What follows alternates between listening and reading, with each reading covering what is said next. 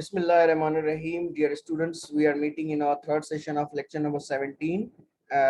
But in this session, we are going to discuss that which persuasive part to route to use for which purpose.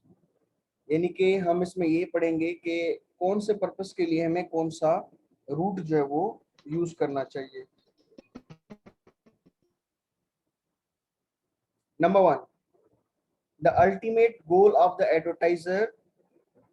The ultimate goal of the advertiser, the preacher, and even the teacher is not just to have people pay attention to the message and move on. यानी जो एक advertiser होता है, जो advertisement बनाता है, preacher जो होता है यानी जो तबलीग करता है, और जो टीचर होता है, इनका मकसद सिर्फ ये नहीं है कि अपने मुंह से उन्होंने कोई बात निकाली और लोग और वो चाहते हैं कि बस लोग मेरी तरफ तवज्जो करें, तवज्जो की उन्होंने और फिर वो आगे चला गया. नहीं, ये काफी नहीं उनके लिए. उनको एक और बात का भी सोचना पड़ेगा. वो क्या है? Number two, typically the goal is behaviour change. हमारा मकसद क्या है? हमारा मकसद ये नहीं है कि हमने बस अपने मुंह से कोई बात कह दी और बच्चों ने सुन ली और हम चले गए, भाई हमारी ड्यूटी हो गई. नहीं, हमारा ये मकसद है कि ये बात आपके दिलो दिमाग तक पहुंच जाए और आपके अमल में आ जाए. आप उन पर एक्शंस करें ताकि आप यानी अच्छे बन जाएं. ठीक है बेटा, उन प्रैक्टिकलिटी में ये चीज आ जाए हमारे. तो उसके लिए क्या करना पड़ता है? Bank for example behaviour change. उसमें क्या एग्जांपल आती है? Bank A product. For example advertisement. Advertiser उसका क्या मकसद होता है? सामने वाला जिस पर मैं मेहनत कर रहा हूँ वो प्रोडक्ट को बाय करे, वो प्रोडक्ट को बाय करे. यानी वो बात ऐसे तो नहीं है ना कि किसी ने भाई अपने प्रोडक्ट की एडवर्टाइजमेंट की और चाह के लोग मेरी तरफ तवज्जो दें, लोगों ने तवज्जो दिया, लोगों ने सुना, वो लोग चले गए. नहीं, उनका मकसद ये होता है कि वो खरीदें वो चीज, यानी उनके बिहेवियर में तब्दीली आए. Buying a product, loving ones neighbour, यानी अपने पड़ोसी से मोहब्बत करें. ये जो इमाम मस्जिद के इमाम होते हैं या क्रिश्चियंस मशीनरीज होते हैं, वो सारे अच्छी अच्छी बातें सिखा रहे होते हैं ना कि आपको अपने पड़ोसी से मोहब्बत करनी चाहिए. तो वो जो उसने खुतबा दिया है तो उसका असर भी होना चाहिए. आर स्टडिंग मोर इफेक्टिवली, या टीचर आपको क्या कहता है? आपको और ज्यादा इफेक्टिवली स्टडी करनी चाहिए. ठीक है बेटा, ये सारी चीजें चेंज जो है वो यानी चाहते हैं. Number three, central route processing can lead to more enduring change than does the peripheral route. बेटा इंपॉर्टेंट बात डिस्कस की गई है नंबर थ्री में कि अगर आप चाहते हैं कि ये जो सामने वाले बंदे के बिहेवियर में चेंज आ रही है ये लॉन्ग लास्टिंग हो, यानी कि बहुत ज्यादा दूर तक चले ये चेंज, तो फिर आपको क्या करना पड़ता है? आप सेंट्रल रूट को इस्तेमाल करते हैं. सेंट्रल रूट के जरिए आप उसमें वो तब्दीलियां पैदा करते हैं. आप वहां पे पेरिफेरल रूट इस्तेमाल नहीं करते, क्योंकि आपने अगर पेरिफेरल रूट यूज किया तो वो वक्ती तौर पे तो सामने वाले लोगों को चेंज कर देंगे, लेकिन थोड़ी देर के बाद अगर कोई और पेरिफेरल रूट यूज करके उनको अपनी तरफ कर लेता है तो आप वाला असर खत्म हो जाएगा. इसीलिए आप चाहते हैं कि भाई वो जिन पर मैं मेहनत करूं वो परमानेंटली मेरे असर में रहें, मेरे यानी कि परस्यूजन में रहें. तो आप क्या करते हैं? सेंट्रल रूट को यूज करते हैं ताकि वो पक्के हो जाएं, अपने माइंड में ये बात उनके पक्की हो जाए, कोई और उनको फिर तब्दील ना कर सके. That is the central route. Number four, when people are thinking carefully and mentally elaborating on issues, they rely not just on the strength of persuasive appeals but on their own thoughts and response as well. यानी कि जब लोग यानी कि किसी भी बात पर यानी कि they are thinking carefully and mentally elaborating on issues, यानी अपने दिलो दिमाग से उस किसी मसले पर यानी वो सोच रहे हैं, देख रहे हैं. They rely not only just on the strength of persuasive appeals but on their own thoughts and response as well. वो दोनों चीजों को देख रहे होते हैं कि भाई सामने वाला बंदा क्या कर रहा है और मेरे मेरे माइंड में क्या बात आ रही है. ठीक है, ये दोनों चीजों को देख रहे होते हैं. Number five, it's not so much the argument that are persuasive as the way they get people thinking. ठीक है बेटा, ये कह रहे हैं कि सिर्फ आपको अपने आर्ग्यूमेंट पर ध्यान नहीं देनी है, बल्कि आपने ये भी देखना है कि किस तरह से आपका परसुएसिव मैसेज सामने वाले बंदे के माइंड में किस तरह की सोच को पैदा कर रहा होगा. ये भी आपको अपने नजर में रखना होता है.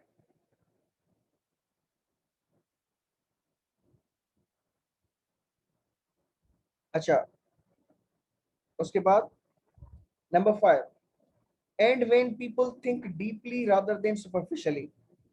और जब लोग डीपली सोचते हैं और सुपरफिशियली नहीं सोचते, यानी सतही सतही सोच उनकी नहीं होती बल्कि डीपली वो सोचते हैं, any change in attitude will more likely persist. यानी जब वो डीपली सोचेंगे तो फिर जो उनका एटीट्यूड चेंज होगी उसमें आएगी, तो वो परसिस्ट करेगी, यानी वो लॉन्ग लास्टिंग के लिए होगी, रेजिस्ट अटैक। और फिर आपके बाद अगर कोई और उनको अपने यानी कैंप में रखने की कोशिश करेगा, अपनी बात उनको समझाने की कोशिश करेगा जो आपकी बात के बिल्कुल बरक्स है, तो आपकी आपकी समझी हुई बात से वो अपने जवाब बनाकर उसको रेजिस्ट भी करेंगे, उसका असर कबूल नहीं करेंगे। एंड इन्फ्लुएंस बिहेवियर, और आपके बिहेवियर पर फिर उनके बिहेवियर पर फिर उस तरह की यानी कि उस तरह की परसुएजन का फिर असर भी होगा बिहेवियर पे। Number 6, persuasion via the peripheral route. यानी जो परसुएजन पेरिफेरल रूट के जरिए होती है, often produces superficial and temporary attitude change. यानी पेरिफेरल रूट के जरिए जो तब्दीली आती है सामने वाले बंदे के दिलो दिमाग में, वो टेम्पररी होती है, यानी कुछ लम्हात के लिए होती है, वो परमानेंट नहीं होती। Number 7, changing attitudes is easier than changing behaviour. यानी कहते हैं कि एटीट्यूड को चेंज करना आसान है, बिहेवियर को चेंज करना बड़ा मुश्किल है। बेटा एटीट्यूड क्या है? सामने वाले बंदे की सोच उस बात के बारे में। बिहेवियर क्या है? कि वो बंदा अपनी उस सोच पर अमल करते हुए वही बात करे। तो ये मुश्किल होता है। तो आप आपकी जो है यानी परसुएशन की कोशिश क्या होनी चाहिए कि ना सिर्फ बंदे की सोच तब्दील हो बल्कि बंदे का अमल भी तब्दील हो। बंदा के हाँ हमने मान लिया आपकी बातों से कि करप्शन गलत बात है, लेकिन हमारी मजबूरी है, ये हमारी मजबूरी है जिनकी वजह हमें करनी पड़ती है। तो बेटा फिर आपकी परसुएशन का क्या फायदा कि वो सिर्फ मान रहे हैं कि हाँ आप सही कह रहे हैं? नहीं, आपकी परसुएशन कामयाब तब होगी जब वो अमलन उस बात से रुक जाए, उनके एक्शंस में, उनके बिहेवियर में ये बात आ जाए। इसीलिए कहा जा रहा है कि एटीट्यूड चेंज करना आसान होता है, बिहेवियर चेंज करना मुश्किल होता है। Number 8, none of us has the time to thoughtfully analyze all issues। हमारे पास टाइम ही नहीं होता कि हम यानी कि किसी चीज को यानी बहुत डिटेल में बैठकर सोचें। often we take the peripheral route। ऐसी कंडीशन में हम क्या करते हैं? पेरिफेरल रूट को देखते हैं by using simple rule of thumb heuristics। ठीक है, कैसे? यानी ट्रस्ट द एक्सपर्ट्स और लॉन्ग मैसेजेस आर क्रेडिबल। यानी लोगों ने एक कुछ बातें यानी कि लोगों के माइंड में होती है जिनको हम ह्यूरिस्टिक्स कहते हैं, और वो उनके बिहेवियर को गाइड करता है क्या सही है क्या गलत है। लोग ये समझते हैं कि एक्सपर्ट, फॉर एग्जांपल अगर जो डॉक्टर है वो कभी गलत बात नहीं करेगा, वो उसकी बात लाजमन मानते हैं। ठीक है, और वो देखते हैं कि अगर कोई स्पीच, कोई बात लंबी चौड़ी होती है तो भाई ये बड़ी इंपॉर्टेंट टॉपिक पर बात होगी, तो ये अंदाजन यानी उन बातों को ट्रस्ट करते हैं, उन बातों को बिलीव कर लेते हैं। तो ऐसी कंडीशंस में पेरिफेरल रूट जो है वो यानी मुनासिब रहते हैं। Number 9, residents of my community once voted on a complicated. अच्छा बेटा, ये जो जिसने किताब लिखी है वो बात कर रहा है कि residents of my community once voted on a complicated issue involving the legal ownership of our local hospital। यानी ये कह रहा है कि हमारे कम्युनिटी के लोगों ने वोटिंग की, किस बात पर वोटिंग की? कि हमारा जो हमारे जो यानी लोकेलिटी में एक हॉस्पिटल है उसको हम लीगली ओन करें। Number 10, I didn't have the time और the interest to study that questions myself. ठीक है, अब ये कह रहा है कि मुझे चूंकि ये बुक लिखना था इसीलिए मैंने इस पे ज्यादा रिसर्च नहीं की कि ये हॉस्पिटल क्या है, इसके क्या फवायद होंगे। ठीक है, उसने कहा मैंने इस बात पे गौर ही नहीं किया, मैंने सिर्फ ये बात सुनी। Number 11, but I noted that referendum supporters were all people I either liked और रिकॉर्डेड एज एक्सपर्ट्स। ये कह रहा है कि मैंने देखा कि जो जो लोग सपोर्ट कर रहे थे इस बात को, वो सारे वो लोग थे जो अक्लमंद थे, जो बड़ी समझ बूझ रखने वाले लोग थे, जो जिनको मैं बड़ा पसंद करता हूँ। उसने कहा मैंने उनकी बात को नहीं सुना कि भाई हॉस्पिटल क्यों लाजमन है हमारी कम्युनिटी के लिए, कि हम इसको ऑन करें, क्या फवायद हैं, क्या नुकसान है। इसलिए कहा मैं इन बातों में नहीं गया, मैंने सिर्फ ये देखा कि कौन लोग सपोर्ट कर रहे हैं। जब मैंने देखा कि बड़े एक्सपर्ट किस्म के लोग सपोर्ट कर रहे हैं, तो so I used a simple heuristic, friends and experts can be trusted and voted accordingly. उसने कहा कि मैंने जब देखा कि वो बहुत अकल वाले लोग, बहुत समझ बूझ रखने वाले लोग, मेरे करीबी लोग उसको वोट कर रहे हैं, तो मैंने भी फिर उसी बात को वोट किया। तो बेटा यहाँ से एग्जाम्पल जाहिर है। पेरिफेरल रूट कब करते हैं? जब आप देखते हैं कि भाई मेरे पास टाइम नहीं है, मुझे और काम करने हैं, मैं ज्यादा सोच विचार नहीं दे सकता टाइम इस चीज को, ठीक है। तो फिर आप क्या देखते हैं? फिर आप पेरिफेरल रूट देखते हैं कि भाई कौन कौन सपोर्ट कर रहा है इस बात को। अच्छा ये लोग कर रहे हैं, अच्छा ये तो बड़े अक्लमंद लोग हैं, अच्छा इट मीन्स ये कोई गलत काम नहीं कर रहे होंगे, चलो मैं भी इसको सपोर्ट करता हूँ। तो इस तरह से पेरिफेरल रूट यूज होता है। Number 13, we all make snap judgements using such heuristics. यानी बेटा हम इसको कहते हैं snap judgement.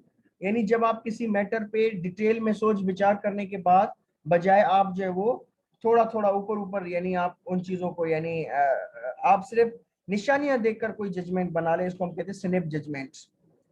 Articulate and appealing. If speaker, आप देखते हैं कि भाई जो बोलने वाला है अगर वो आर्टिकुलेट है, आर्टिकुलेट यानी बड़े अच्छे से वो बातचीत कर लेता है, अपीलिंग बड़ी काम की बातें कर रहा है, हैज अपेरेंटली गुड मोटिव्स, और उसका जो इरादा है वो भी हमें कुछ बुरे नहीं लग रहे, अच्छे इरादे दिख रहे हैं, एंड हैज सेवरल आर्गुमेंट्स, और वो जो मुख्तलिफ आर्गुमेंट्स ला रहा है, कोई एक बात नहीं कर रहा है बल्कि मुख्तलिफ आर्गुमेंट, मुख्तलिफ एंगल से उस टॉपिक को टच कर रहा है। आपने ये 3-4 चीजें नोट की। Number 14, we usually take the easy peripheral route and accept the message without much thought. आप सिर्फ ये बाहर वाली चंद चीजें देखते हैं और फिर आप उस मैसेज को डिटेल में नहीं पढ़ते। तो बेटा इस पूरी डिस्कशन से हमें ये मालूम हुआ कि बाज़ औक़ात लोगों के पास इतना टाइम ही नहीं होता है कि वो डिटेल में आपकी चीजें जाके पढ़ें, स्टडी करें। आप उनको यानी पेरिफेरल रूट को अवेल करें और पेरिफेरल रूट के जरिए आप अपनी बात उन लोगों तक पहुंचाएं, तब ये यानी कि मुनासिब तरीका होता है। जी बेटा, कोई सवाल, कोई बात शेयर करना चाहें आप इस मौजू के बारे में, लास्ट टॉपिक जो हमने डिस्कस किया है? Hello sir. बेटा, ये जो बात अभी सर जी जी बताएं। सर हम ये भी कह सकते हैं कि वो सारे तजुर्बात जिनको हम पढ़ते रहते हैं किताबों में, तो बगैर हम वो तजुर्बा किए भी हम फैसला कर सकते हैं, क्योंकि वो हम सब कुछ पढ़ चुके हैं ऑलरेडी और हमें पता है कि उसके नताइज क्या निकलेंगे आगे। तो ये भी पेरिफेरल रूट में ही इंक्लूड होता है। जी जी जी। अच्छा बेटा, हम अभी बात ये कर चुके कि यानी एक रिसर्चर जिसने ये किताब लिखी है वो बात कर रहा है हॉस्पिटल की, और फिर उसने देखा कि भाई मेरे पास टाइम नहीं था, मुझे ये किताब लिखनी थी, इसीलिए मैंने सिर्फ ये देखा कि कौन कौन सपोर्ट कर रहा है, मैंने उसको फिर वोट दिया। इस तरह का कोई एक्सपीरियंस आप अपनी लाइफ से शेयर करें, एनीवन? जब उसने खुद यानी सूझबूझ को इस्तेमाल नहीं किया, बल्कि ये देखा कि कौन लोग इस चीज के फेवर में हैं, पेरिफेरल रूट को यूज किया। जी सर हाल ही में एक उस पे अप्लाई करना था, एक स्कॉलरशिप है और एक इंटर्नशिप था। हम्म तो मुझे काफ़ी सारे फ्रेंड्स ने कहा कि आप ज्वाइन करो ये वो। तो शुरू में तो मैं इग्नोर करता रहा, फिर जब लास्ट डेट था तो मैंने अपने एक फ्रेंड को कॉल किया, जो मतलब जिससे मैं काफ़ी ज़्यादा इंस्पायर्ड हूँ।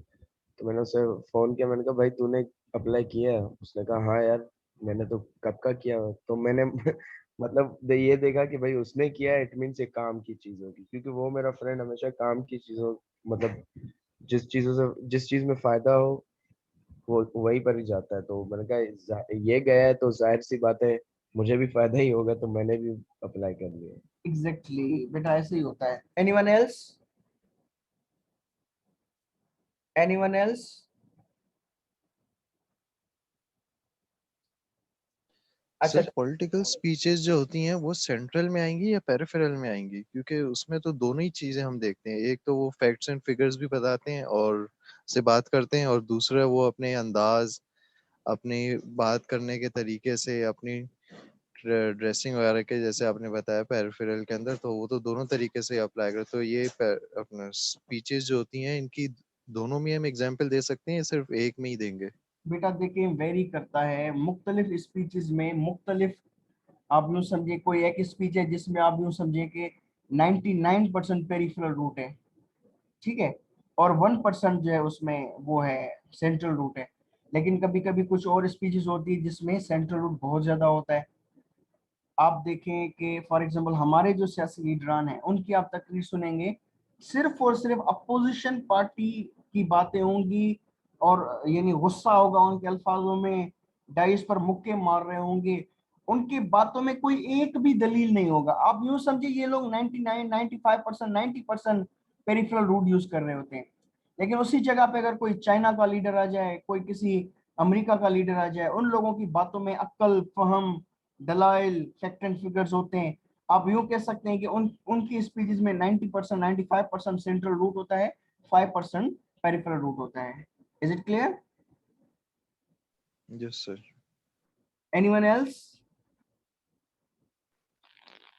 सर जो हमारी अम्मी कहती ना कि ऐसा करो ऐसा होगा, तो हम अपनी दोस्तों को भी यही बताते कि मेरी अम्मी ने ऐसा बोला था, तुम भी ऐसा कर लो, तो ये पेरिफेरल में आता है। बेटा आई कांट मेक श्योर, क्योंकि ये देखिए उनकी सुनी हुई बातें होती हैं, हम असल में ये देख रहे होते हैं कि सामने जो हमारे सामने जो बोल रहा है, हम उसकी निस्बत से ये बात कर रहे हैं।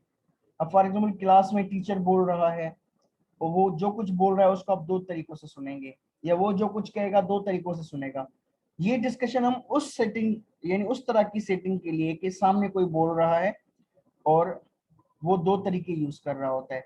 अब मिसाल के तौर पर मैं आपकी यानी कि इस सेटिंग को फिर थोड़ा सा रीशेप करके मैं आपको बताता हूँ। कभी कभी क्या होता है कि बच्चे जो है ना वो बातचीत नहीं मान रहे होते हैं, बातचीत नहीं मान रहे होते अपने वालिदैन की। फॉर एग्जाम्पल माँ कहती है कि बेटी तुम फला जगह पे शादी करो, जगह पे तुम कह रही हो वो लोग ठीक नहीं है, ठीक है। अब अगर देखते हैं कि भाई बच्ची थोड़ी जिद्दी है, बात नहीं मान रही, अब वो क्या करती है, वो कहती है कि देखो बेटा ये फला लड़की जो थी उसने भी लव मैरिज किया था, उसने भी अपनी बात मनवाई थी, लेकिन बाद में उसका ये नतीजा निकला, ये हुआ ये हुआ। अब क्या कहते हैं वो इमोशनली, एक होता है ना रेशनली, यानी दिमाग से बात करना, एक होता है जज्बात से बात करना, रेशनली, इमोशनली। फिर वो इमोशनली आपको समझाने की कोशिश करते हैं बेटा ऐसे नहीं है, तो आपके दिल को माइल करने की कोशिश करते हैं। जब देखते हैं कि आपका माइंड माइल नहीं हो रहा, तो आपके दिल को माइल करने की कोशिश करते हैं। तो ये जो दिल को माइल करने की कोशिश होती है ये पेरिफेरल रूट होता है, उसमें फिर वो कुछ भी कोई भी बात कहें। बेटा ये बात बहुत यानी वाजे है। ये दो मिसालें कि भाई सेंट्रल रूट में आप दिमाग को इस्तेमाल करते हैं और पेरिफेरल रूट में आप दिल को इस्तेमाल करते हैं। क्या कहा मैंने बेटा अभी? सर सेंट्रल रूट में हम दिमाग को इस्तेमाल करते हैं और पेरिफेरल में दिल को। जी एग्जैक्टली ठीक है बेटा, अगर किसी का कोई क्वेश्चन ना हो तो हम अपने लेक्चर को एंड कर सर दें। जी सर हम ये भी कह सकते हैं, इसको भी हम इंक्लूड कर सकते हैं कि वो लोग जो बड़े मतलब सेंट्रल सेंट्रल मतलब होते हैं, तो वो क्या कहते हैं कि वो सब्जेक्ट को चेंज करते हैं। फॉर एग्जाम्पल जैसे कि मिसाल के तौर पर कि अगर जैसे बात कर रहे होते हैं, तो सेंट्रल लोग वो होते हैं कि जो मतलब इनरली लोगों को चेंज करते हैं। जैसे कि विंस्टन चर्चिल ने भी ये कहा है कि a fantastic is one who can't change his mind and won't change the subject. जी चले ठीक है बेटा।